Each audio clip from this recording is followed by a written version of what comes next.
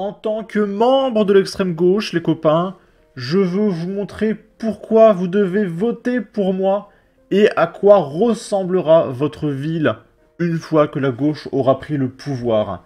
Là, on est à Villeurbanne et regardez, ça c'est le résultat des élections législatives à Villeurbanne.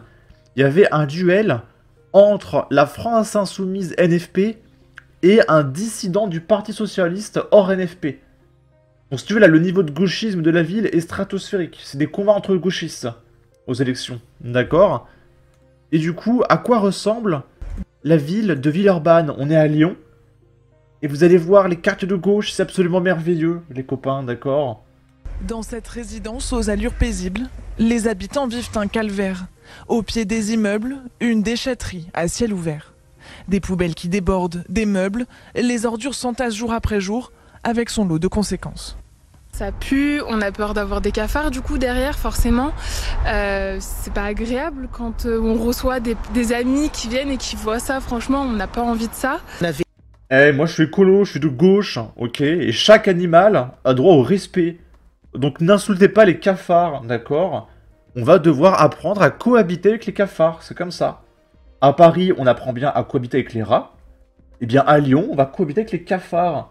Et si vous vous en prenez aux animaux, peine de prison, d'accord? À perpétuité. Des rats, des mouches, et plus on en avait, plus les gens venaient des autres immeubles environnants.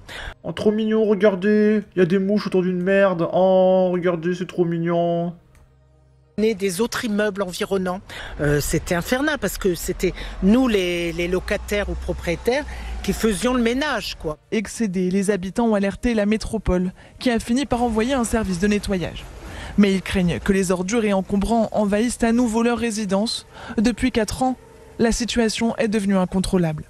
Rappeler aux habitants qui viennent d'emménager que c'est pas ici qu'il faut mettre leurs gros objets, c'est à la déchetterie et que en fait c'est les poubelles de tout le monde donc. C'est qui vient d'emménager à Lyon? Parce qu'elle dit que le problème, c'est des gens qui viennent d'emménager. Qui, visiblement, ne sont pas civilisés. Mais c'est qui vient d'emménager? C'est des Français? En fait, c'est les poubelles de tout le monde, donc quand ça déborde, ça déborde pour tout le monde en fait. Un appel au civisme pour retrouver la sérénité entre ces 380 logements. Des caméras de vidéosurveillance et un portail sécurisé devraient être mis en place en espérant un retour à la normale. Ok, c'est merveilleux, mais vivement que ça se généralise, ça va être génial. Un appel au civisme! Non, en fait, il faut d'abord leur enseigner le civisme. Les logements sociaux. Tiens donc, mais qu'est-ce qui a changé depuis 4 ans à la métropole? Et là, je sais pas qui c'est, je vous avoue, je sais pas si c'est une maire de gauche ou une députée de gauche. Mais en tout cas, je suis persuadé que c'est quelqu'un de gauche, vu la tronche de la ville. Ah, mais quelle horreur! Et du coup, là, vous savez, c'est bientôt la fin des JO, et on va reparler bientôt de politique. Et il y a les plus fortunés qui ont très peur, parce qu'on parle de remettre l'impôt sur la fortune, de les taxer à 90%, etc. Et il y a déjà énormément de fortunés qui envisagent très sérieusement leur départ de la France et de partir avec tout leur pognon. Donc c'est assez inquiétant, parce que qui c'est qui va payer ce manque à gagner? Imaginez Bernard Arnault, il part, 200 milliards. Bah, qui c'est qui va payer pour refaire le stock de 200 milliards? Bah, c'est les prolos. Bah oui les copains, va falloir payer. On va écouter ça. Riches Français pourraient bien se laisser tenter par l'exil fiscal. Dans ce climat politique incertain, ils sont effrayés par un possible retour de l'ISF et la hausse des droits de succession. Les plus fortunés commencent sérieusement à envisager leur départ de France. Caroline Morisseau. Jamais les riches ne se sont sentis aussi menacés. Depuis la dissolution, les propositions fusent. Après le retour de l'ISF, la suppression de la flat tax et la hausse d'impôt sur le revenu, la gauche vient de remettre une couche, évoquant une taxation des expatriés fiscaux. En l'absence d'une majorité claire, l'incertitude politique... La gauche est même pas au pouvoir, que rien que leurs intentions font tellement peur que le pays va être dans le chaos alors qu'ils sont même pas au pouvoir. Franchement, c'est n'importe quoi. Hein. est d'autant plus inquiétante pour les plus fortunés, car rien n'exclut que des mesures, même les plus improbables à ce stade, finissent par être adoptées dans un Parlement plus éclaté que jamais. En témoignent les conseillers en gestion de fortune. Selon l'un d'eux, la dissolution a entraîné un record de demandes de renseignements de ressortissants français. Ils envisagent carrément un exil fiscal. Et parfois, ce ne sont pas que pour des considérations financières. Certains, effrayés par les discours racistes et antisémites, réfléchissent à prendre une deuxième nationalité. Une sorte de... BFM TV rappelle quand même que le danger, c'est le racisme. Alors que c'est hors sujet, hein, genre... mais vraiment, mais c'est hors sujet. Tu sais, BFM, ils peuvent pas faire un article sans parler de racisme, en fait. Oui, aujourd'hui, il y a eu un concours de la pomme la plus grosse de la campagne, mais je vous rappelle quand même que le racisme... c'est quoi? Et du coup, vu que les riches veulent se barrer, il y a la gauche qui a surenchéri et qui a dit bah on va taxer les exilés fiscaux. C'est par exemple ma grand-mère qui est au Portugal en ce moment à la retraite, elle va se bouffer une taxe sur l'exil fiscal, enfin je sais pas est-ce que c'est une exilée ma grand-mère?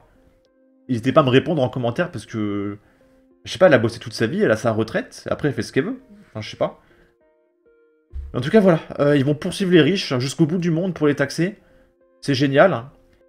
Et pareil, il y a ce métier qui m'interpelle. Témoignent les conseillers en gestion de fortune. Conseiller en gestion de fortune. Donc un conseiller en gestion de fortune, il fait quoi? C'est un mec qui est payé pour aider le mec ultra riche à contourner la loi pour garder son pognon. Est-ce que vous voyez le niveau de métier quoi là? C'est insupportable. Alors, en fait, vous voyez, s'il n'y avait pas la gauche qui parlait de taxer à hauteur de 90%, de poursuivre les mecs jusqu'au bout du monde, etc., et qu'il y avait juste un parti, je sais pas, le Rassemblement National par exemple, qui parlait juste de remettre l'impôt sur la fortune, bah les mecs auraient eu moins peur. Ils auraient dit « Ah, c'est relou, etc. » Ils auraient protesté, mais ils se seraient pas enfuis en courant. Et on aurait pu les taxer sans les effrayer comme le fait la gauche. Là, la gauche, ils sont tellement radicaux qu'ils ont tellement peur qu'ils veulent se barrer tout de suite.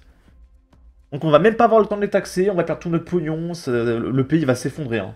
Préparez-vous, ça va être très très très compliqué. Ça va être très très très compliqué. Ok.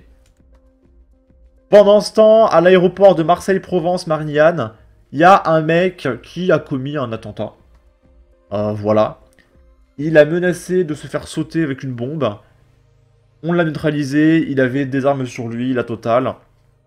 Bon, on a échappé au pire. Mais voilà, ça c'est le monde réel. Pendant que les gauchistes essaient de faire fuir toutes les personnes qui alimentent l'économie du pays. Ok. Le quinquagénaire a été interpellé dimanche après avoir indiqué être en possession d'une bombe dissimulée dans son sac, déclenchant une interruption momentanée du trafic aérien. La menace a été prise très au sérieux, déclenchant une évacuation d'un hall du terminal 1 de l'aéroport de Marignane, alors que de nombreux voyageurs s'apprêtaient à prendre leur vol, comme rapporté au Figaro d'une source policière, qui confirme que l'information dévoilée par la Provence, un homme âgé d'une cinquantaine d'années, a été interpellé dimanche matin après avoir menacé de se faire sauter. Un couteau retrouvé dans son sac. Dans la foulée, l'homme a été maîtrisé et interpellé par les forces de l'ordre avant d'être placé en garde à vue. En ouvrant son sac, les démineurs ont découvert qu'il renfermait en réalité aucun artifice. D'après une source, un couteau a tout de même été saisi, déclenchant le placement en garde à vue du mis en cause. Le trafic aérien a été interrompu pendant un peu plus d'une heure, le temps de cette levée de doute, avant de reprendre peu après 11 h. Ok, bah tout va bien, on est dans un pays normal. Ok. Bon là je sature un petit peu, je n'en peux plus du gauchisme, ils sont en train de détruire notre pays, que ce soit économiquement, sécuritairement, socialement. Je ne supporte plus. Écologiquement, c'est paradoxal, mais écologiquement, ils détruisent notre pays aussi. Ça, là, c'est une ville de gauche. Est-ce que c'est de l'écologie? Même écologiquement, les écolos détruisent le pays. Enfin, je n'en peux plus, je n'en peux plus. Bref. En tout cas, n'hésitez pas à donner votre avis, votre opinion, à partager, liker, commenter. Ça aidera au référencement de la vidéo sur YouTube. Abonnez-vous, suivez-moi sur Twitter. Prenez soin de vous. Salut!